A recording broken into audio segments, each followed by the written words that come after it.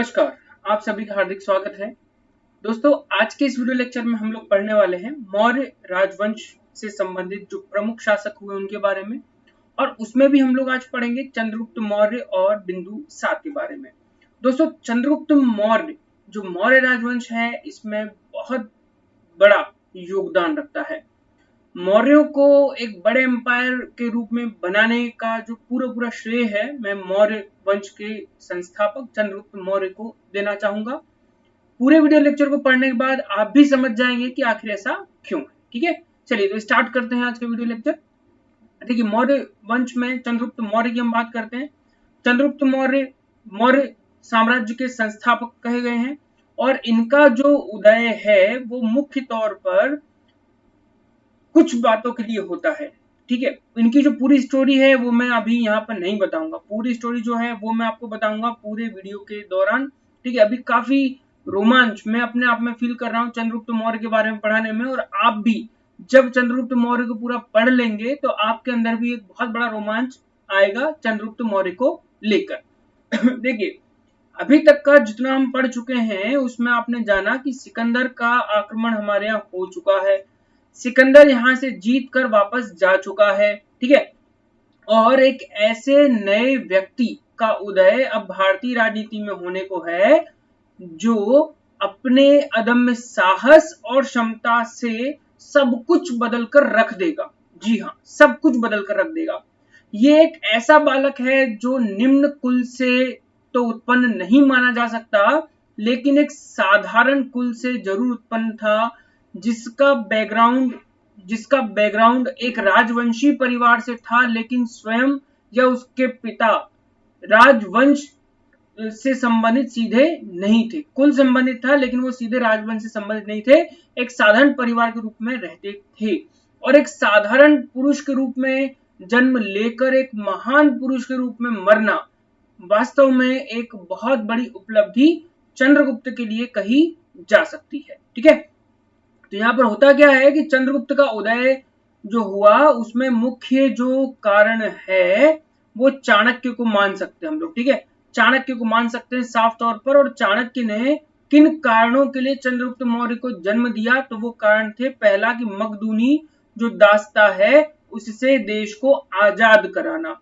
इस समय तक सिकंदर आ चुका है। सिकंदर आकर झेलम नदी से लेकर व्यास नदी तक के इलाके को जीत चुका है और अपने मकदूनी क्षेत्र का इसको हिस्सा बना चुका है। ठीक है, व्यास नदी से इधर का हिस्सा जो है वो मगध नरेश नंद के पास है। ठीक है, नंद शासक के पास है, धनानंद के पास। और नंदों का जो शासन है वो घृणित है, अत्याचारी है। ठीक है, और इनसे मुक्ति दिलाना ये मुख्य उद्देश्य है। पहला उद्देश्य ये हो गया, दूसरा उद्देश्य ये हो गया, और तीसरा कि देश को राजनीतिक रूप से एकता के सूत्र में बांधना, ये भी एक मुख्य उद्देश्य है। मतलब इन तीन उद्देश्यों के लिए चंद्रगुप्त मौर्य का जन्म हुआ है, और चाणक्य इन्हीं तीन उद्देश्यों को लेकर चंद्रगुप्त मौर्य को शिक्षित दीक्षित भी करता है। ये इतिहास का वो पहलू है जहां पर एक साधारण मानव अपनी क्षमता से, अपनी विलक्षण प्रतिभा से एक बहुत बड़े साम्राज्य का निर्माण करता है। ठीक है, तो ये बहुत इंपॉर्टेंट चीज है। यहां से हमें इतिहास की तो जानकारी मिलेगी ही, लेकिन हमें एक मोटिवेशन भी मिलेगा कि आखिर कैसे इतना बड़ा शासक बन जाता है। ठीक है, तो हम पॉइंट टू पॉइंट इसको डिस्कस करेंगे। सबसे पहला है कि उत्पत्ति कैसे हुई, किसकी, चंद्रगुप्त की। तो जब हम चंद्रगुप्त की उत्पत्ति के बारे में चर्चा करते हैं तो अलग अलग चीजें हमारे पास होती हैं। जैसे ब्राह्मण साहित्य जो है, खासकर पुराण, जो ब्राह्मण पुराण है, वो उल्लेख करते हैं कि जो चंद्रगुप्त है ये शूद्र जाति से बिलोंग करता है। इसके बारे में ज्यादा डिटेल में नहीं जाएंगे, हालांकि उत्पत्ति को बताने में बहुत सारी चीजें हो सकती हैं, लेकिन हम सिर्फ शॉर्ट में इसको देखेंगे कि कौन क्या मानता है। इसके बाद बौद्ध परंपरा जो है ये इसको क्षत्रिय मानते हैं। जैन परंपरा जो है ये इसको कहते हैं कि ये शूद्र नहीं था। ठीक है, मतलब ये तो डिफाइन नहीं कर पाए कि ये क्या था, लेकिन ये कहते हैं कि वो शूद्र तो नहीं था। ये बात बिल्कुल कंफर्म है। परिशिष्ट पर्वन और भद्रबाहु वगैरह ने भी इसका कंफर्म किया है। इसके बाद विदेशी लेखक भी बोलते हैं नहीं वो शूद्र नहीं है। उसके पीछे कारण क्या है, तो उसके पीछे कारण यह है कि जब चंद्रगुप्त जो था वो जब पश्चिमी क्षेत्र में था भारत के, जब सिकंदर का आक्रमण होता है और विदेशी लेखकों के जब चंद्रगुप्त संपर्क में आता है तो वो कहता है कि पूर्वी क्षेत्र पर घृणित और निम्न जातीय राजाओं का राज है और जनता बहुत ही आसानी से उनको उखाड़कर फेंक देना चाहती है, और अगर आप हमारा सहयोग करो तो हम उसे यानी नंद को उठाकर फेंक सकते हैं क्योंकि वो निम्न वंशीय हैं। तो इसका मतलब आप ये भी समझ सकते हैं कि जब विदेशी लेखक इसका वर्णन करते हैं तो उस वर्णन से हमें समझ में ये आता है, और आप भी इस बात को समझ सकते हैं कि चंद्रगुप्त निम्न जाति तो नहीं हो सकता, क्योंकि जब वो एक निम्न जातीय शासक के बारे में ऐसी बात को कहता है तो वो स्वयं के बारे में भी इस बात को सोचता होगा कि अगर मैं निम्न जाति हुआ और निम्न जाति होकर शासक बना तो जरूर जनता मुझे भी उठाकर फेंक देगी। तो इसलिए उस समय के जो ग्रंथ हैं, जैसे कि बौद्ध परंपरा उसको क्षत्रिय मानती है, जैन परंपरा उसको शूद्र नहीं मानती, मतलब निम्न जाति नहीं कहती, और विदेशी लेखक भी कहते हैं कि नहीं वो शूद्र नहीं था, निम्न जाति नहीं था। तो इस आधार पर हम ये पहुंचते हैं कि उसका वर्ण निर्धारण क्या था, तो क्षत्रिय वर्ण से बिलोंग करता था। ठीक है, एक चीज और मैं यहाँ पर आपको समझाना चाहूंगा, जो आप इस उत्पत्ति के विषय में समझ जाएंगे, तो वो है चाणक्य। ठीक है, मैं चाणक्य की इतनी चर्चा क्यों कर रहा हूं, तो इसका मूल कारण है कि चाणक्य ही चंद्रगुप्त का निर्माता है। ठीक है, चंद्रगुप्त अपने आप में कुछ भी नहीं था, चंद्रगुप्त को बनाया किसने, चाणक्य ने बनाया, और चाणक्य जो है ये अपने आप में ब्राह्मण है और कठोर ब्राह्मण है, इतना कठोर ब्राह्मण है कि वो निम्न जाति को तो अपने आसपास भटकने भी नहीं देगा। ठीक है, एक चीज और कि यहाँ पर चाणक्य ने जो अर्थशास्त्र लिखी है, उस अर्थशास्त्र में वह स्वयं भी कहता है कि राजा को उच्च कुल का ही होना चाहिए ताकि जनता उसकी इज्जत करे। ठीक है, उसको सम्मान की दृष्टि से देखे, ना कि उसे हेय दृष्टि से देखे या उसे निम्न जातीय होने की बात कहे। तो जब वो बात अर्थशास्त्र में इतने गर्व के साथ कहता है, इतने दंभ के साथ उस बात को लिखता है, तो हम इस बात को कैसे मान लें कि चाणक्य एक निम्न कुल के व्यक्ति को राजा बनने में सहयोग देगा। ठीक है, ये बात आप इसको समझें। एक और चीज जो मैं यहाँ पे बताना चाहता हूं वो ये कि यहाँ पर जो बौद्ध साहित्य है वो कहता है कि चंद्रगुप्त जो है ये मौर्य, ये आप याद रख सकते हैं। ठीक है, मौर्य क्षत्रिय कुल से संबंध रखता था। ठीक है, मौर्य जो थे ये कपिल वस्तु के जो शाक्य थे, कपिल वस्तु के जो शाक्य थे, उन शाक्यों के कुल से ही ये संबंधित था। कौन, चंद्रगुप्त मौर्य। ये बात हमको कौन कह रहा है, ये बात हमको बौद्ध परंपरा कह रही है। ठीक है, होता क्या है कि मौर्य लोग जो हैं उनके ऊपर कौशल नरेश विद्युप, याद रखना। ठीक है, कौशल नरेश विद्युप जो है ये आक्रमण कर देता है। कौशल नरेश विद्युप के आक्रमण से बहुत बड़ी मात्रा में शाक्य कुल के लोग मारे जाते हैं। ठीक है, होता क्या है, इसकी भी एक स्टोरी है, इतिहास में मिलती है। होता यह है कि विद्युप के जो पिता थे कौशल नरेश, उन्होंने शाक्य कुल यानी कि उस समय का सबसे टॉप कुल वो माना जाता था। टॉप मतलब आप ये कह सकते हो कि सबसे श्रेष्ठ कुल है जिसमें महात्मा बुद्ध ने जन्म लिया था। तो विद्युप के जो पिता थे वो चाहते थे कि मेरा जो संबंध है वो शाक्य कुल के साथ हो जाए, और शाक्य जो लोग थे वो अपने आप को वर्ण व्यवस्था में ब्राह्मणों के समान मानते थे क्योंकि उन्हीं के वर्ण से गौतम बुद्ध निकले थे। तो होता क्या है कि कौशल नरेश जो है प्रसेनजीत, वो जाते हैं, किसके पास जाते हैं, शाक्यों के पास जाते हैं और कहते हैं कि मुझे आपके कुल में विवाह करना है। ठीक है, आप मुझे अपनी एक लड़की दे दो, मैं उसके साथ विवाह करना चाहता हूँ और मैं भी उच्च कुल का होना चाहता हूँ। हालांकि वो क्षत्रिय कुल का था, वो निम्न कुल का नहीं था। तो होता यह है कि उसके बाद शाक्यों को बहुत बुरा लगता है, लेकिन वो कौशल नरेश को गुस्सा भी नहीं करना चाहते। तो वो क्या करते हैं कि अपनी एक दासी के साथ में कौशल नरेश की शादी कर देते हैं। उसके बाद क्या होता है कि अब उनको तो ये चीज पता नहीं चलती है। उसके बाद जब विद्युप अपने ननिहाल जाता है तो वहां बहुत सारे लोग उसको दासी पुत्र कहकर चिढ़ाते हैं, तब उसको पूरी स्टोरी पता चलती है कि ऐसा किया था, धोखा किया था और मैं दासी पुत्र हूँ वगैरह वगैरह। तो जब वो राजा बनता है कौशल का, तो वो पूरे कौशल की सेना के साथ में शाक्य लोगों पर, कपिलवस्तु के शाक्यों पर आक्रमण करता है, और उस आक्रमण का नतीजा ये होता है कि सारे लोग मारे जाते हैं। हालांकि इसके बाद होता है कि जब वो शाक्य कुल से वापस आ रहा होता है उस इलाके से, तो लौटते हुए नदी में बहुत बाढ़ आ जाती है और बाढ़ के साथ विद्युप और उसकी सेना भी डूबकर मर जाती है। ये चीज भी होती है। तो उसी युद्ध के दौरान कुछ शाक्य कुल के लोग जो है वो वहां से निकलकर और नेपाल के तराई प्रदेश, जिसको हम मोरी प्रदेश कहते थे, वहां जाकर बस गए थे। ठीक है, और ये जो इलाका था ये मोरों के लिए बहुत प्रसिद्ध था। तो इसी आधार पर मोर के लिए प्रसिद्ध होने के कारण उनका जो सरनेम है या जो कुल है वो मोरी कहलाया था। ये बात कहाँ कही गई है? तो ये बात जो है बौद्ध साहित्यों में, बौद्ध ग्रंथों में कही गई है। ठीक है, तो बौद्ध ग्रंथ उस चंद्रगुप्त को कहते हैं कि ये मोर प्रदेश का निवासी है। और एक और ऐसी कथा मिलती है जिसमें ये कहा जाता है कि मोरी जो नगर है उस वह ईंटों का बना हुआ है, कई सारे मोर उस इलाके में रहते हैं, मोरों को मारना निषिद्ध है, ऐसी सारी बातें कही गई हैं। ठीक है, तो बहुत सारी ऐसी कहानियां मिलती हैं जो इस बात को बताने के लिए काफी है कि चंद्रगुप्त जो है वो किस जाति से या किस वर्ण से बिलोंग करता था।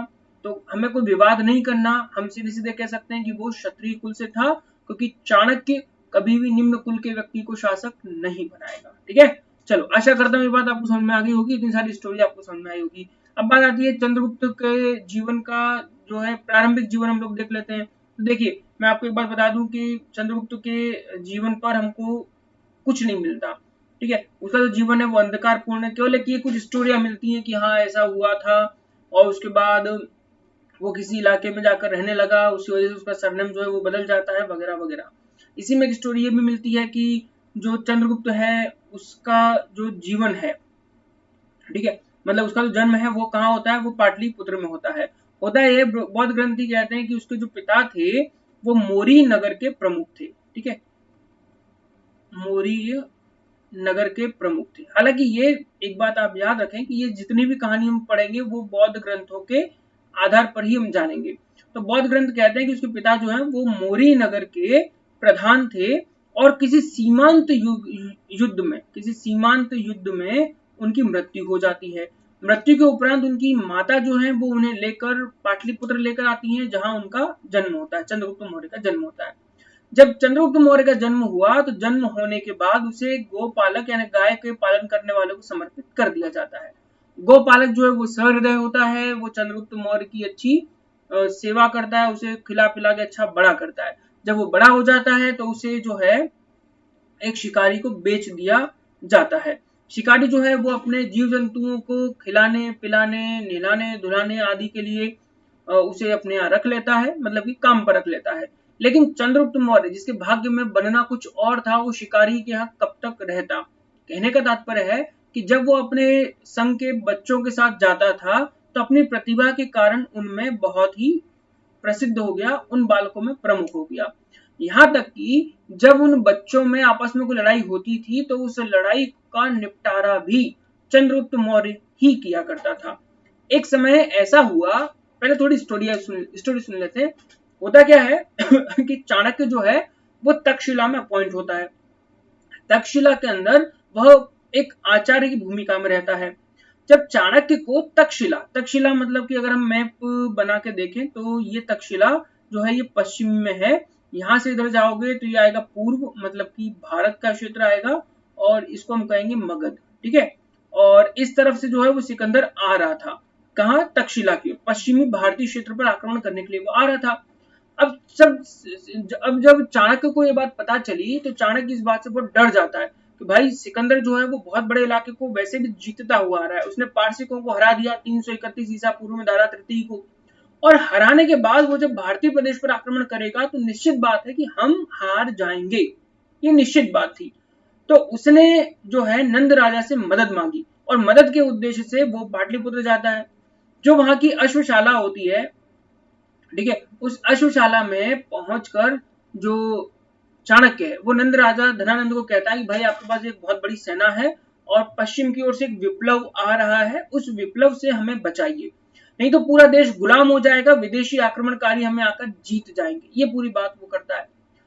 नंद जो है वो लोभी किस्म का आदमी था, उसे धन के अलावा कुछ सूझता नहीं था, वो इन चीजों में ज्यादा विश्वास नहीं करता था। होता क्या है कि वो उसे वहां से धक्के मारकर गिराकर भगा देता है, और इस पूरी ढक्कम डुक्की में उसके जो बाल है, उसके जो केश हैं वो पूरे खुल जाते हैं। तो वो वहां पे कसम खाता है कि हे नंद, जब तक मैं तेरा समूल सर्वनाश नहीं कर दूंगा तब तक मैं अपने केशों को नहीं बांधूंगा। और इसी गुस्से के साथ वो उसकी अश्वशाला से निकलकर, या यज्ञशाला जो रहती है उससे निकलकर वो चला जाता है। ठीक है, जब वो रास्ते में सब तन तनाया भन भनाया जाता है तो वो देखता है कि कुछ बच्चे जो हैं वो एक तरह का खेल खेल रहे हैं, और उन सब में एक लड़का जो है वो उनके सबके बीच में बैठा है और कुछ लड़के बिल्कुल आसपास कतार लगा के बैठे हैं। इस खेल को उस समय राज किलम कहा जाता था। राज किलम उस समय इसको कहा जाता था। इस राज किलम खेल को वो दूर से देखता है, तो वो देखता है कि जो बच्चा बीच में बैठा है वो बहुत ही दूरदर्शिता वाला या दूरदर्शी बालक है, जो हर चीज को देख रहा है, समझ रहा है, उन लोगों के बीच न्याय कर रहा है। ठीक है, ये सारी बातें। तो वो उस चीज को देखकर बहुत प्रभावित होता है। वो कहता है कि हो ना हो भविष्य का शासक इसको बनाना चाहिए, क्योंकि इसके अंदर राजकीय गुण बचपन से ही है। वो उस बच्चे के पास जाता है, उसको पूछता है बेटा तुम कहाँ रहते हो, क्या खाते हो पीते हो वगैरह। उसने सब कुछ बताया कि ऐसा ऐसा हुआ, मैं शिकारी के यहाँ रहता हूँ वगैरह वगैरह। तो वो शिकारी के पास जाकर उसे 1000 कार्षा पर्ण देता है। उस समय की जो मुद्रा है वो पर्ण होती थी, तो उसे 1000 पर्ण देता है, और उन 1000 पर्ण में उस बच्चे को खरीद कर अपने साथ तक्षशिला लेकर आता है। तक्षशिला जब वो लाता है तो तक्षशिला में वो उस बच्चे को जितनी भी प्रशिक्षण वाली चीजें होती हैं वो सब उसको सिखाता है। उसे राजपाट करना सिखाता है, उसे संस्कृत का पाठ सिखाता है, उसको जो है अस्त्र शिक्षा, शस्त्र शिक्षा, सैनिक शिक्षा, सारी तरह की शिक्षाओं में उसको दीक्षित करता है। ये सारी बात होती है। उसके बाद क्या होता है कि ये दोनों मिलकर, मतलब चाणक्य और चंद्रगुप्त दोनों मिलकर अब नंद शासक को हराने का प्रण बनाते हैं। या लेकिन यहाँ तक जो स्थितियां वो बदल जाती हैं।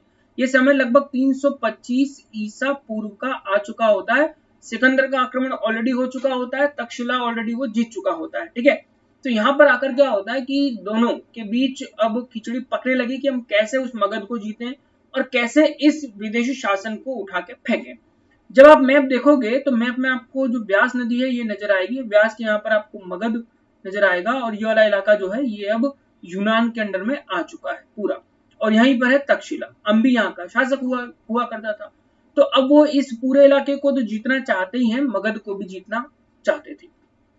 लेकिन इसके पहले उसके दो उद्देश्य उसने तय किए थे। वो यही उद्देश्य है, पहला कि विदेशियों को यहाँ से उठा के बाहर करना है, पूरे यूनानियों को उठा के यहाँ से बाहर फेंकना है, और दूसरा कि जो घृणित नंद शासक है उसको भी यहाँ से उठाकर हमें आउट करना है। ठीक है, उसको यहाँ से भगा दो, उसे यहाँ नहीं रहना चाहिए, क्योंकि जनता उसके शासन से बहुत त्रस्त हो चुकी है।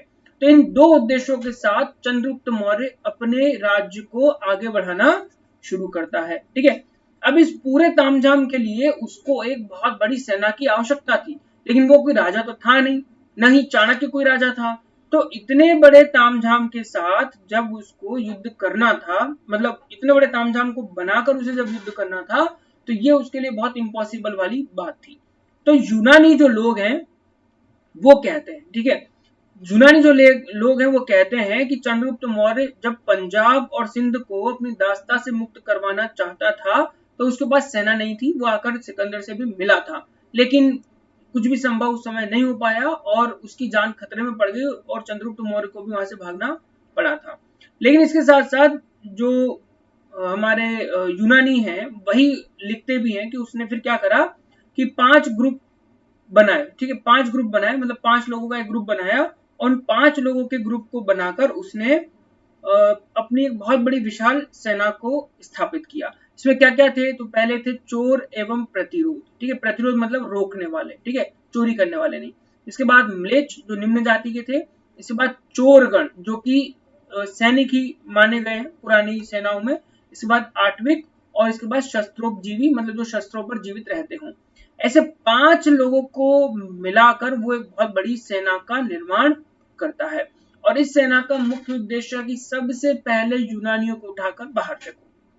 ठीक है, ये वो चीज करता है। ठीक है, अब यहाँ पर एक सबसे बड़ी बात है कि जो यूनानी लेखक है जस्टिन वो कहता है कि चंद्रगुप्त की सेना जो है ना वो डाकुओं का गिरोह है। क्यों है, क्योंकि इनमें से अधिकतर लोगों ने, जो 5 लोग आपको देखेंगे, उसने सिकंदर पर आक्रमण किया था और सिकंदर की सेना को नाको चने चबाने पर मजबूर कर दिया था।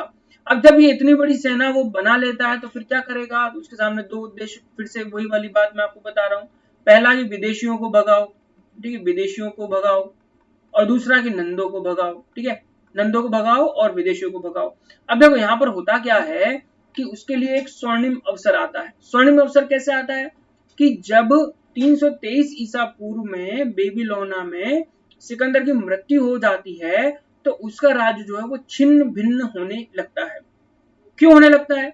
वो इसलिए होने लगता है कि यूनान को जब आप देखोगे, यूनान प्रदेश यहाँ से आएगा ईरान, और ईरान से भी काफी दूर है भारत।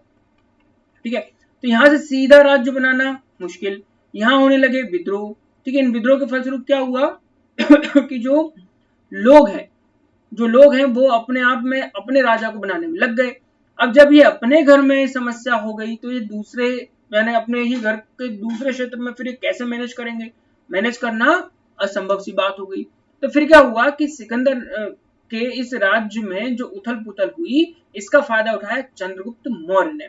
चंद्रगुप्त मौर्य क्या करता है कि इन विदेशियों के जो अधीनस्थ लोग यहाँ पर स्थापित किए थे, उन सब लोगों को उठाकर बाहर फेंकना वो शुरू करता है। अब इसमें सबसे पहले जो अपना विजय अभियान है चंद्रगुप्त वो शुरू करता है पश्चिमी भारत से। ठीक है, पश्चिमी भारत में खासकर पंजाब और सिंध की जो राजनीतिक स्थिति है वो अब अनुकूल हो चुकी है, क्योंकि वहां पर विद्रोह हो रहा है, वहां का जो यूनानी शासक है उसके खिलाफ जनता हो चुकी है। तो चंद्रगुप्त आएगा, थोड़ा सा भड़काएगा, जनता भी उसके खिलाफ हो जाएगी और उसको उठाकर हम आसानी से भगा देंगे और उस राज्य पर हम आक्रमण करके और उसको अपना बना लेंगे। कई राज्यों में तो उसे आक्रमण करने की जरूरत ही नहीं पड़ी, गया, जनता से बात की, विद्रोह किया और शासक उठाकर बाहर भगा दिया।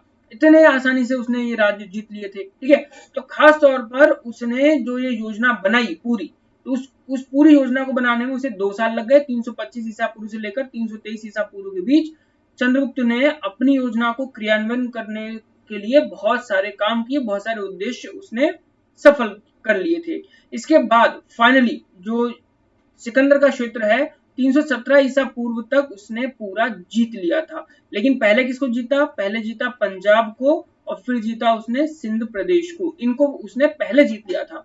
उसके बाद जो बचे कुचे ईरान के पास तक जो क्षेत्र हमारे लगते थे उन क्षेत्रों को उसने 317 ईसा पूर्व में जीता था। उसके पहले उसने उसको जीतने की कोशिश नहीं की थी।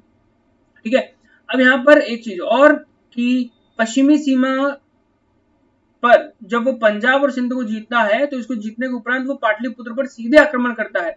लेकिन भैया यहाँ पर जो आक्रमण वो करता है उस आक्रमण में वो असफल हो जाता है। क्यों असफल होता है?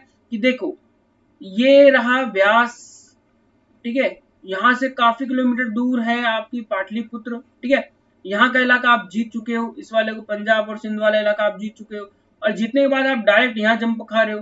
तो इस वाले इलाके में आपकी सेना नहीं है, कुछ नहीं है, और आप सीधे बिल्कुल होश गवा कर युद्ध करने चले गए। तो भैया केंद्र में तो बहुत सारी सेना होगी, आपको उठाकर मार कूट कर वहां से भगा देगी। तो चाणक्य और चंद्रगुप्त मौर्य दोनों ही जब पाटलिपुत्र पर सीधे आक्रमण करते हैं हार जाते हैं, और हार कर उनको अपनी जान बचाने के लिए जंगल में भागना होता है।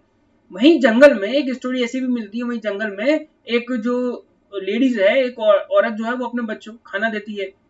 तो खाना देने के दौरान जब वो बच्चा जब वो रोटी खा रहा होता है तो उस रोटी को सीधे बीच में से तोड़ता है तो उसके हाथ जल जाते हैं। तब वो लेडीज कहती है, वो औरत कहती है कि तू भी क्या उस मूर्ख चाणक्य की तरह हो रहा है कि अगर कोई चीज हमको अगर पाना होती है तो पहले किनोर से स्टार्ट करते हैं, ना कि हम सीधे केंद्र में इस चीज को हम पाने की कोशिश करते हैं। और चाणक्य इस बात को खिड़की में खड़े होकर सुन रहा था, और जब वो इस बात को सुन रहा था तो उसे फिर अकल आती है कि नहीं, मैंने ये गलत किया कि सीधे कहाँ आक्रमण किया? केंद्र में। मुझे केंद्र में आक्रमण नहीं करके कोने से स्टार्ट करना था। मतलब कि पंजाब और सिंध जीत लिया तो हमें कोने से यहाँ से ऐसा ऐसा ऐसा करके अंदर की तरफ जीतते हुए आना चाहिए था, ना कि सीधे धावा बोलकर जीतने का प्रयास करना चाहिए था।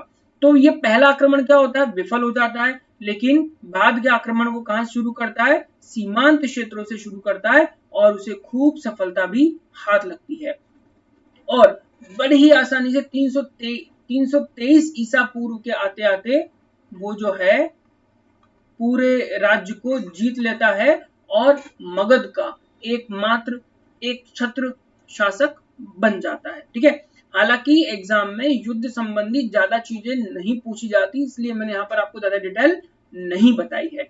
जितना बताया उतना आपकी एग्जाम के लिए बहुत काफी है, इससे ज्यादा की जरूरत आपको नहीं पड़ेगी। ठीक है, अब इसके बाद जो मेन चीज आती है वो ये कि अब जब ये सब हो गया तो क्या होता है? तो उसके विरुद्ध उसके बाद होता है सेल्यूकस के विरुद्ध युद्ध। ठीक है, हालांकि यहाँ पर नंदों का उन्मूलन हो चुका है। मैं आपको सीधे बता दूं, पिछली स्लाइड में हमने जो देखा उसमें हमने नंदों का उन्मूलन कर दिया, लेकिन उसके बारे में हमारे पास कोई ज्यादा साक्ष्य मौजूद नहीं है कि वो युद्ध कैसे हुआ, कितने लोग मारे गए, कैसे चंद्रगुप्त ने जीता, वगैरह वगैरह। हाँ, ये बात भी मैं आपको बताऊं कि कुछ टीवी सीरियल जरूर बने हैं जो इस बात को बहुत बड़ा चढ़ा के कहते हैं, लेकिन इतिहास में ऐसे साक्ष्य हमारे पास उपलब्ध नहीं है कि कैसे युद्ध हुआ था। बस ये पता है कि हाँ, युद्ध हुआ था और उस युद्ध में काफी सारे लोग मारे गए होंगे और चंद्रगुप्त जो है वो शासक बना होगा। ये सारी बात हमको मिल जाती है। ठीक है, चलो, इसके बाद जब वो शासक बन जाता है तो सबसे बड़ा जो आक्रमण उसे झेलना होता है वो झेलना होता है यूनान का आक्रमण फिर से, जो 305 ईसा पूर्व में हुआ था, जिसको हम सेल्यूकस के विरुद्ध युद्ध कहते हैं। ठीक है, हुआ क्या था कि सेल्यूकस जो है वो एंटीयोकस है ना, एंटीयोकस का पुत्र था। ठीक है, सिकंदर की मृत्यु के बाद सेल्यूकस यूनान का शासक हुआ। अपने क्षेत्र में जितने भी विद्रोह थे उन सभी विद्रोहों को दबाकर, काटकर, मरोड़कर वो शासक बन जाता है, सभी को शांत करता है और राज्य को फिर से संगठित कर लेता है। इसके बाद जब उसको खबर लगती है कि पश्चिमी क्षेत्र पर अब किसी अन्य शासक ने राज्य कर लिया हमारे इलाके पर, और उसने हमारे जितने भी गवर्नर थे उन सबको मारकूट के वहां से भगा दिया है, तो ये बात सेल्यूकस को बहुत बुरी लगती है।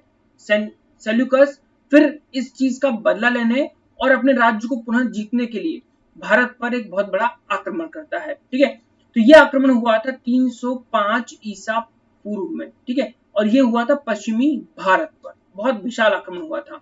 इसके समय की जितनी भी घटना है वो सभी घटना यूनानी जो लेखक हैं वो हमें बताते हैं, लेकिन ये युद्ध उस समय के युद्ध यानी सिकंदर काल के युद्ध से बहुत अलग रहा। क्यों अलग रहा? तो इस समय जो राजा था वो था चंद्रगुप्त। पहली चीज, फर्स्ट थिंग है कि चंद्रगुप्त। दूसरी बात कि अब इन प्रदेशों पर जो राजा था वो कौन था? वो भी चंद्रगुप्त का था। और तीसरी चीज की सेना थी ना, वो अब लगभग 6 लाख की सेना हो चुकी थी। ठीक है, मतलब अपने आप में विशाल सेना का निर्माण कर चुके थे, एक सूत्र राजनीति में वो राज्य को बांध चुके थे। तो सिकंदर के समय जो स्थितियां थी कि छोटे छोटे राजवंश हैं आपस में लड़ते रहते हैं, अब नहीं था। तो अब सेल्यूकस को जीतना बहुत मुश्किल होने वाला था और हुआ भी यही कुछ। ठीक है, होता यह है कि अप्पियानुस कौन है? तो ये यूनानी लेखक है। अप्पियानुस एक यूनानी लेखक है जो कहता है कि सिंधु नदी के पार सिकंदर एवं नहीं, सिंधु नदी के पार जो है, यहाँ पर एक थोड़ा सा गड़बड़ है आपको, है ना, सेल्यूकस और चंद्रगुप्त के बीच हुआ था। ठीक है, यहाँ थोड़ा सा गड़बड़ हो गया, यहाँ पर आप लिखेंगे चंद्रगुप्त। ठीक है, सिंधु नदी के पार चंद्रगुप्त एवं सेल्यूकस में युद्ध हुआ था। ठीक है, सिकंदर और इसके बीच युद्ध तो पहले हो गया था, वो बाय मिस्टेक टाइपिंग की, यहाँ पर चंद्रगुप्त होना था लेकिन सिकंदर हो गया। ठीक है, नोट्स में मैं इस बात को करेक्ट कर दूंगा। ठीक है, तो अप्पियानुस जो यूनानी लेखक है वो कहता है कि सिंधु नदी के पार जो है चंद्रगुप्त और सेल्यूकस में क्या हुआ, एक भीषण युद्ध हुआ। लेकिन इस युद्ध में कितने लोग मारे गए, क्या हुआ, इसकी कोई जानकारी हमें कोई भी लेखक उपलब्ध नहीं कराता है। ठीक है, इसको मैं चंद्रगुप्त कर देता हूँ, लेकिन उसके बारे में हमें कोई जानकारी उपलब्ध नहीं कराता है। लेकिन हमें इस युद्ध का परिणाम जरूर मिलता है कि इस युद्ध का परिणाम होता है सेल्यूकस की पराजय और संधि। ये दो चीजें हमें नजर आती हैं। इस संधि में क्या क्या हुआ था? तो चंद्रगुप्त को आरकोसिया मतलब कांधार का प्रदेश, पेरोपनिसडाई मतलब काबुल का प्रदेश, एरिया मतलब हेरात का प्रदेश और जेड्रोसिया का जो इलाका है, कुछ ईरानी भाग, ये इसको प्राप्त हो जाता है। ये जितने भी नाम हैं जैसे आरकोसिया, है ना, पेरोपनिसडाई, एरिया, ये सारे यूनानी नाम है। कौन से नाम है? यूनानी नाम है। ठीक है, और इन यूनानियों ने ही पूरे युद्ध का वर्णन किया, हम भारतीयों ने इसका कोई वर्णन नहीं किया है, इन्हीं से हमको पता चलता है। इस युद्ध की जो संधि हुई वो ये कि चंद्रगुप्त ने 500 हाथी जो है वो उपहार स्वरूप भेंट किए थे, 500 हाथी दिए थे। इसके बाद दोनों नरेशों के मध्य जो है वैवाहिक संबंध भी स्थापित हो गए और सेल्यूकस ने मेगासनीज नामक अपना राजदूत जो है वो चंद्रगुप्त के दरबार में भी भेजा था। ये मुख्य घटनाक्रम है जिसका रिजल्ट इस रूप में आता है कि उसे एक बहुत बड़ा एरिया मिल गया, चंद्रगुप्त ने 500 हाथी उपहार में दिए, साथ में वैवाहिक संबंध हुआ, हालांकि इसके बारे में ज्यादा ज्ञान नहीं है। और सेल्यूकस ने मेगास्थनीज नामक अपना राजदूत 5 वर्षों के लिए चंद्रगुप्त के दरबार में भेजा था, जिसने इंडिका नामक बुक लिखी अपने दरबार में रहकर। दोस्तों, भारत ने इस युद्ध के साथ में सिकंदर के हाथों जो पराजय मिली थी ना, उस पराजय का हमने बदला ले लिया था। और भारत और यूनान के बीच इस समय इस युद्ध के बाद राजनीतिक संबंध भी प्रारंभ हुए, जो बिंदुसार और अशोक के समय भी जारी रहे। तो यह युद्ध बहुत ही इंपॉर्टेंट युद्ध था। इसके बाद सिकंदर ने जो है भारत विजय का दौर भी प्रारंभ किया। हालांकि भारत विजय का जो दौर है वो पहले के समय में ही हो चुका था और फाइनली जो युद्ध था वो सेल्यूकस से ही लड़ा गया था। तो भारत विजय के बारे में हमें ज्यादा जानकारी नहीं है कि पहले किस राजा को हराया और कैसे कैसे युद्ध किया वगैरह वगैरह, उसके बारे में हमारे पास ज्यादा जानकारी नहीं है। लेकिन हमें कुछ अभिलेख वगैरह मिलते हैं जिनके आधार पर हम ये मानते हैं कि की चंद्रगुप्त ने इन इलाकों को जीता होगा। जैसे पश्चिमी भारत की विजय, ठीक है, दक्षिण पश्चिमी, तो रुद्रदामन का एक गिरनार अभिलेख मिला है जिसकी तिथि 150 ईस्वी की है, जो कहता है कि गुजरात जो है वो चंद्रगुप्त ने ही जीता था और गुजरात में भी खास तौर पर जो सौराष्ट्र का प्रदेश है उसको जीता था। ठीक है, सौराष्ट्र में जो यहाँ पर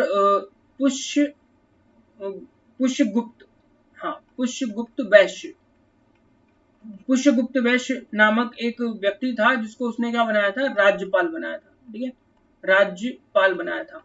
ठीक है, और इस राज्यपाल ने वहां पर सुदर्शन जो झील है, उस सुदर्शन झील का जो है निर्माण करवाया था। पुष्यगुप्त वैश्य ने, जो वहां का राज्यपाल था, ने सुदर्शन झील का निर्माण करवाया था। ये बात हमको उस अभिलेख से मिल जाती है। तो इससे हम ये समझ सकते हैं कि इस इलाके को जीतने का जो श्रेय है वो चंद्रगुप्त को जाता है, ना कि बिंदुसार या बाद में अशोक को। और अशोक अपने अभिलेखों में ऐसी कोई वर्णन करता भी नहीं है कि ये क्षेत्र मैंने जीता था। इसके बाद दक्षिण भारत की विजय करी, तो दक्षिण भारत की विजय की जो जानकारी है वो हमको कहाँ से मिलती है, वो अशोक के अभिलेखों, जैन एवं बौद्ध ग्रंथों से मिल जाती है। और चंद्रगुप्त मौर्य ने अपने जीवन का अंतिम समय भी कर्नाटक के श्रवण बेलगोला में ही बिताया था। वहां पर चंद्रगुप्त ने तपस्या की थी और उस तपस्या के फलस्वरूप अपने जीवन को समाप्त किया था। आप खुद देखिए कि अगर वो राज्य उसके अंडर में नहीं होता, मतलब चंद्रगुप्त के अधीन नहीं होता, तो कैसे चंद्रगुप्त वहां जाकर तपस्या कर सकता था। और दूसरी बात कि अशोक के अभिलेखों में केरल पुत्र जैसी जनजातियों या सती पुत्र जैसे जो लोग वहां रहते थे दक्षिण में, उनका वर्णन भी किया गया है। ठीक है, तो ये बहुत ही एक बड़ी बात है चंद्रगुप्त के समय की। इसके बाद चंद्रगुप्त के जब साम्राज्य विस्तार की हम बात करते हैं तो लगभग संपूर्ण भारत जो आज का है वो तो इसमें शामिल था ही, लेकिन इसके अलावा और भी चीजें इसमें शामिल थी। चंद्रगुप्त ने एक बहुत बड़े राज्य को बनाने के लिए लगभग 6 लाख लोगों की सेना बनाई थी, और न सिर्फ पैदल सैनिक बल्कि रथ सैनिक, हाथी वाले सैनिक, इसके बाद जल सेना भी इसमें शामिल थी, जिसकी चर्चा हम आगे करेंगे प्रशासन के संदर्भ में। इसके समय मगध जो है बिंबिसार के समय प्रारंभ हुआ था, मतलब मगध साम्राज्य का जो एक्सपांड है, धीरे धीरे जो फैलाव है वो बिंबिसार के समय में शुरू हुआ, लेकिन उसको पूर्णता कब मिली, तो वो मिली चंद्रगुप्त मौर्य के समय। हम एक बात और देख सकते हैं, जैसे कि अगर हम आज का भारत का मैप हम बनाते हैं, ठीक है, ये भारत का मैप हम बनाते हैं तो आज का इस तरह का मैप पूरा हमारा बनेगा चंद्रगुप्त के समय। ठीक है, यहाँ से ये वाला इलाका, मतलब कि इसमें पाकिस्तान भी शामिल होगा, इसमें अफगानिस्तान भी शामिल होगा, और हिंदू कुश जो पर्वत है वो अपनी सीमा बनाएगा यूनान के साथ में। मतलब इतना बड़ा इलाका जो है वो किसके पास होगा, वो होगा चंद्रगुप्त के पास यहाँ पर। ठीक है, चंद्रगुप्त जो है इतने बड़े राज्य का निर्माता हुआ, और इतना बड़ा राज्य तो आप यकीन नहीं मानेंगे कि अंग्रेजों के पास भी एक समय नहीं था, और मुगल शासक भी इतना बड़ा राज्य नहीं बना पाए। जो किसने बनाया, चंद्रगुप्त ने बनाया था, अपनी सेना के बल पर, अपनी ताकत के बल पर। ठीक है, इसका जो राज्य है वो पश्चिम में ईरान की सीमा से शुरू होकर दक्षिण में कर्नाटक तक फैला था, और पूर्व में इसका जो राज्य है वो मगध से लेकर सौराष्ट्र और सोपरा तक फैला हुआ था। मतलब यहाँ पर आप मगध को ले लें तो यहाँ गुजरात हो जाएगा, और यहाँ पश्चिम में ईरान की सीमा से लेकर के और दक्षिण में कर्नाटक तक, मतलब ये इस तरह का पूरा भारतीय मैप बन जाएगा।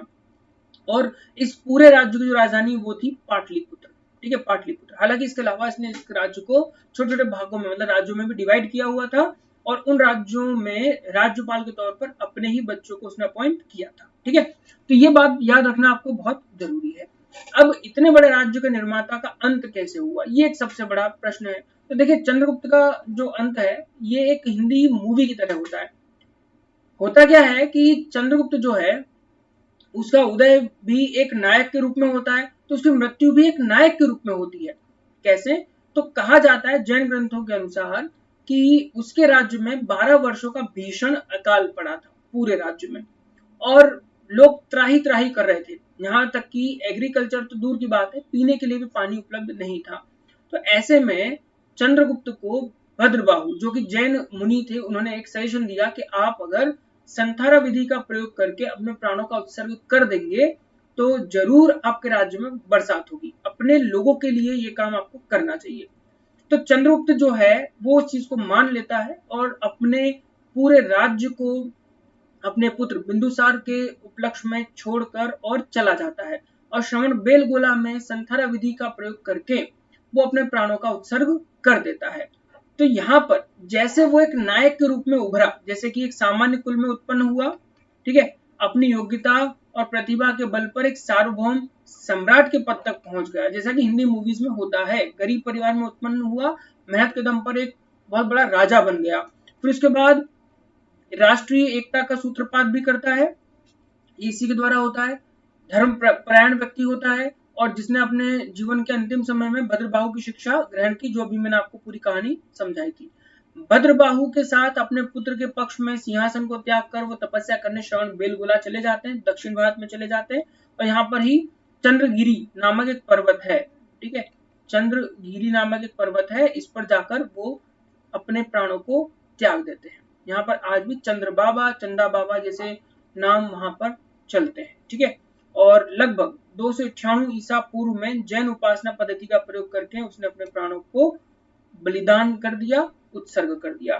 तो दोस्तों ये अपने आप में एक बहुत ही विशाल बात है, एक बहुत मर्मता पूर्वक बात है कि इतना प्रतापी शासक अपनी जनता के लिए, खासकर जो 12 वर्षों का सूखे की बात होती है उसके लिए अपने प्राणों का उत्सर्ग करता है, ये वाकई एक बहुत बड़ी बात है।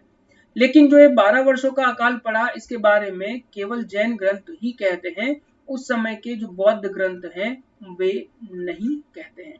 और धर्म के हिसाब से चंद्रगुप्त जो है ये जैन मुनि थे, याद रखना है ना, जैन धर्म को मानने वाले हुए। इस प्रकार से चंद्रगुप्त का अंत होता है। लेकिन चलते चलते समझते हैं चंद्रगुप्त का मूल्यांकन कैसे करेंगे। तो देखिए, चंद्रगुप्त के मूल्यांकन पर आपको मेंस में बहुत सारे प्रश्न पूछने को मिलते हैं, ठीक है, कि चंद्रगुप्त मौर्य का मूल्यांकन कीजिए। तो जितने पॉइंट्स हम बताएं इतने भी लिख दोगे आपका काम हो जाएगा। तो चंद्रगुप्त जो है ये एक महान विजेता था, साम्राज्य निर्माता और एक कुशल प्रशासक हुआ। इसने लगातार युद्धों से अपने विरोधियों को समाप्त किया, एक बहुत बड़ा राज्य बनाया, और प्रशासन में एक नई परंपरा की नींव डाली, जिसको हम प्रशासन जब पढ़ेंगे तब इस बात को समझेंगे। चंद्रगुप्त जो है ये पहला ऐसा भारतीय शासक है जिसने चक्रवर्ती शासक होने की जो सिद्धता है उसे प्राप्त कर लिया था। या मैं कहूं कि जो ग्रंथों में लिखा हुआ कि चक्रवर्ती शासक संपूर्ण धरा पर राज करता है, वो पहली बार सही मायने में चंद्रगुप्त ही सिद्ध कर पाता है बहुत बड़े राज्य को। इसके साथ उसकी महानता सिर्फ इन बातों में है कि वो एक सामान्य कुल में था। जैसे कि लोग रोना रोते हैं, अरे मुझे, मेरे पास तो ये नहीं है, मैं क्या करूंगा, मैं वो नहीं कर सकता, मेरे माता पिता ने मुझे कुछ भी नहीं दिया है, वगैरह वगैरह। लेकिन यहाँ पर चंद्रगुप्त ऐसी बात नहीं करता है। एक सामान्य कुल में उत्पन्न होने के बाद भी वो उससे कहीं आगे निकलकर एक शासक बन गया, ये उसकी महानता थी। रोना धोना जीवन में चलता रहता है, संसाधनों की कमी में हम सब पड़े रहते हैं, लेकिन चंद्रगुप्त की भांति अगर हमें एक अच्छा गुरु मिल जाए और चंद्रगुप्त की भांति हम अपने आप को कठोर बना लें, अपने उद्देश्य की प्राप्ति के लिए तो जरूर हम भी अपने सपनों को साकार कर सकते हैं, जैसा कि चंद्रगुप्त ने किया था। इसके बाद चंद्रगुप्त जो है अपने राज्य की एक नवीन प्रशासनिक प्रणाली का गठन करता है, जो वर्तमान तक प्रचलन में है। ठीक है, इसके बारे में मैं अभी कोई बात नहीं कहूंगा, ये हम प्रशासन जब पढ़ेंगे ना चंद्रगुप्त का, तब इसकी हम चर्चा करेंगे। चंद्रगुप्त ने चाणक्य के प्रजाहित के सिद्धांत को कार्य रूप में परिणत कर दिया था। जैसे कि चाणक्य कहता है कि भाई जो राजा प्रजा से दूर हो जाता है तो प्रजा के कोप का वह राजा भाजक हो जाता है, ये बात कही है। या जो राजा अपने अधिकारियों पर नियंत्रण नहीं रखता तो वो राजा बहुत जल्दी अपने राज्य पर नियंत्रण नहीं रखता। इस चीज को चंद्रगुप्त बिल्कुल सिद्ध करता है। कहा जाता है, मेगस्थनीज कहता है कि चंद्रगुप्त मौर्य जब बालों को भी ओझा करता था, काढ़ा करता था, तो उस समय भी वो प्रजाहित में ही लगा रहता था। ठीक है, यहाँ तक कि जब वो खाना खाता था तब भी प्रजाहित में ही काम किया करता था। तो ये एक बहुत बड़ी बात उस समय होती है।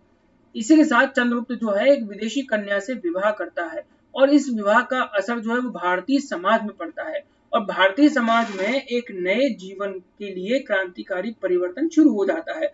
जैसे हमारे यहाँ वर्ण व्यवस्था थी, लोग केवल एक वर्ण से दूसरे वर्ण में ही विवाह करते थे, लेकिन चंद्रगुप्त ने वो वर्ण व्यवस्था तो दूर की बात है, उसको छोड़कर एक विदेशी कन्या से विवाह किया। ये अपने आप में बहुत बड़ी उपलब्धि उस समाज के लिए कही जा सकती है जिस समाज में वर्ण व्यवस्था जैसी कुरीति चल रही थी, जहां ऊंच नीच का भेद था, ऊंच नीच के आधार पर विवाह संपन्न होते थे, लेकिन पहली बार एक विदेशी कन्या से जिसका वर्ण ही किसी को नहीं पता उससे विवाह चंद्रगुप्त करता है। ये बहुत बड़ी बात है। इसी के साथ जब जैन ग्रंथों को हम पढ़ते हैं तो वो कहते हैं कि ये एक सच्चा ऋषि था, इसने प्रजा हित में अपने प्राणों का उत्सर्ग कर दिया। तो दोस्तों ये जब हम चंद्रगुप्त मौर्य का मूल्यांकन करते हैं तो ये बड़ी बड़ी बातें निकलकर सामने आती हैं कि राज्य का निर्माता हुआ, कुशल प्रशासक हुआ, इसके साथ सामान्य कुल का हुआ, बड़ा शासक बना, प्रजा हित को अपना मूल सिद्धांत बना लिया, फिर विदेशी कन्या से विवाह के साथ वो सामाजिक जीवन में क्रांतिकारी परिवर्तन लाता है, और एक सच्चा जैन ऋषि बनता है, और जनता के हित के लिए अपने प्राणों का उत्सर्ग भी कर देता है। ये बहुत बड़ी चीज है। ठीक है, तो मैं आशा करता हूं कि यहाँ तक यानी कि चंद्रगुप्त मौर्य तक आपको पूरा समझ में आया होगा। अब हम देखेंगे अगला शासक जिसका नाम है बिंदुसार, या जिसे विदेशी लेखक कहते हैं अमित्रघात। ठीक है, 296 ईसा पूर्व में जब उसके पिता अपना राज्य पाठ छोड़कर जैन मुनि के साथ तपस्या करने चले गए, तब उसके बाद शासक होता है बिंदुसार। देखिए एक चीज और आप यहाँ पे समझिए कि जो बिंदुसार है वो बिंदुसार का नाम बिंदुसार कैसे पड़ता है। ठीक है, इस बात को भी हम समझते हैं। होता क्या है कि उस जमाने में विष कन्या हुआ करती थी। ठीक है, विष कन्या मतलब क्या कि ऐसी कन्याएं जिनको जन्म से ही विष दिया जाता था। ठीक, उनको खाने में जहर मिलाते थे और उस जहर को खाकर वे अपने शरीर में जहर को इकट्ठा करती थी। धीरे धीरे जन्म से उनको दिया जाता था। ऐसा इसलिए किया जाता था क्योंकि इनका प्रयोग करके किसी भी राजा को मरवाया जाना संभव हो। राजा को, अमात्य को, प्रधानमंत्री को हम आसानी से मरवा सकते थे। ठीक है, तो इस समय भी यही होता है कि चंद्रगुप्त जब शासक होता है तो शासक होने के बाद एक विष कन्या को उसके दरबार में, मतलब उसके राज दरबार में और राजघर में पहुंचा दिया जाता है। वो विष कन्या भोजन में विष उड़ेल कर चंद्रगुप्त के सामने लेकर जाती है। चंद्रगुप्त जो है वो उस भोजन को जैसे ही खाने वाला होता है, ठीक है, खाने वाला होता है और अपनी पत्नी को एक कवा खिलाने वाला होता है। ठीक है, पहले खुद नहीं खा रहा होता, अपनी पत्नी को खिला रहा होता है और एक कवा उसको, मतलब एक जो खाने का जो टूक है वो उसको दे देता है उसके मुंह में, और वो जैसे खाती है तो चाणक्य एकदम से निकल कर आता है और उसके गर्भ को चीरते हुए बालक को निकाल लेता है। कहानी कुछ ये है कि चाणक्य को पता चल जाता है कि ऐसा कुछ हुआ है, और जिसमें चंद्रगुप्त मौर्य को सपत्नी और गर्भस्थ शिशु को मारने की साजिश की गई। उसे पता चलता है तो वो उस दौड़ा दौड़ा पहुंचता है राजगृह में और जाकर के वो इस तरह की चीज को करता है। लेकिन तब तक जो जहर है वो माता के गर्भ से होते हुए बच्चे के सिर पर आ बैठता है। जहर की एक डॉट वहां पे लग जाता है। तो ये जो जहर का डॉट लगता है, इस जहर के डॉट के कारण ही उसका नाम होता है बिंदुसार। क्या नाम होता है? बिंदुसार। ठीक है, अब आप बात समझ गए होंगे कि इसका नाम क्यों पड़ा बिंदुसार, क्योंकि जन्म से ही इसको एक बिंदु आया था, इसलिए इसको बिंदुसार कहा जाता है। देखिए बिंदुसार जो है चंद्रगुप्त का उत्तराधिकारी था। लेकिन इसके बारे में हमारे पास ज्यादा ज्ञान नहीं है कि इस समय क्या हुआ था। लेकिन इसकी महानता सिर्फ ये थी कि उसने एक बहुत बड़े राज्य की विरासत को संभाले रखा, उसे बनाए रखा और इस विरासत को अपने आने वाली पीढ़ी तक ट्रांसफर किया। मतलब जैसा लिया पिता से वैसा ही अपने बच्चों के लिए उसने उपलब्ध कराया। ठीक है। जैन जो परंपरा है वो उसकी माता का नाम दुर्धरा बताती है। दुर्धरा जो है ये भी कहा जाता है कि धनानंद की पुत्री थी और चंद्रगुप्त ने इनसे विवाह किया था, ऐसा भी पता चलता है। यूनानी लेखक जो हैं ये बिंदुसार को अमित्रोकेडीज मतलब कि अमित्र घात कहते हैं। लेकिन अमित्र घात मतलब जिसका कोई विरोधी ना हो, है ना। अमित्र घात मतलब जिसका कोई विरोधी ना हो। लेकिन ऐसा क्यों हुआ इसके बारे में ज्यादा कुछ पता नहीं है, क्योंकि अक्सर ऐसे नाम तभी पड़ते हैं जब कोई शासक वैसा काम करता है, बेवजह नाम नहीं होते हैं। लेकिन हमारे पास ज्यादा उपलब्ध नहीं डेटा, तो हम इस बात को नहीं कह सकते। इसके बाद दिव्यावदान कहता है, जो बौद्ध ग्रंथ है वो कहता है कि इसके समय तक्षशिला में विद्रोह हुआ था, जिसे दबाने के लिए उसने अपने पुत्र अशोक को भेजा था। दिव्यावदान के अकॉर्डिंग ये बात है कि वहां के जो अमात्य थे, तक्षशिला के जो अमात्य थे, वो जनता पर विद्रोह करते थे, मतलब जनता के खिलाफ काम करते थे। राजा जो काम कहता था वो काम छोड़ छाड़ कर और सीधे जनता को वो मारना कूटना, उन पर अलग तरह के टैक्स लगाने, ये सारे काम करते थे। अशोक जाते हैं और उस पूरी समस्या को समझते हैं और समझ कर उसका निदान करते हैं। जनता भी कहती है कि नहीं, हमें तो राजा से कोई शिकायत नहीं है, हमें तो यहाँ जो दुष्ट अमात्य हैं इन्हों से शिकायत है। ठीक है। तो इस विरोध को किसने दबाया? अशोक ने दबाया। इसके बाद विदेशों के साथ जो मैत्री संबंध है वो भी इसने कायम रखे। जैसे सीरिया के शासक हुए एंटीयोकस। एंटीयोकस ने डाईमेकस नामक जो दूत है उसे मगध के दरबार में पहुंचाया था। तो वही मिस्री नरेश जो हुए टालमी द्वितीय, इन्होंने भी एक राजदूत को इनके दरबार में पहुंचाया था। ठीक है। तो ये जब राजदूत दरबार में आए तो इन राजदूतों ने भी दरबार की न सिर्फ शोभा बढ़ाई बल्कि विदेशी संबंधों को भी बनाए रखा। अच्छा, एक चीज और कि टालमी ने जिस दूत को भेजा था उसका नाम मैं आपको बता देता हूँ, डायनोसियस। Sorry, Dionysius. ठीक है, ये आप याद रखिएगा। टालमी ने जिसको पहुंचाया था ना, टालमी ने जिसे पहुंचाया था वो था डायनोसियस। टालमी ने डायनोसियस को अपने राजदूत बनाकर मगध साम्राज्य में भेजा था। ठीक है। और इसके साथ जो इथिनियस नामक जो यूनानी लेखक है वो ये भी कहता है कि बिंदुसार और सीरियाई नरेश एंटीयोकस के बीच में पत्राचार्य होती थी, और उस पत्राचार्य में से एक पत्र का वर्णन वो कहता है। क्या है कि इस पत्र में बिंदुसार 3 चीजों की मांग करता है। पहला मीठी मदिरा की, दूसरा सूखी अंजीर की, और तीसरा एक दार्शनिक की। और जो सीरियाई नरेश है वो इन 2 चीजों को तो भिजवा देता है लेकिन तीसरी चीज को नहीं भिजवाता, और पत्र में लिखवा भेजता है कि दार्शनिक जो है वो शेयर करने की या बांटने की कोई चीज नहीं होती है, देने की चीज नहीं होती है।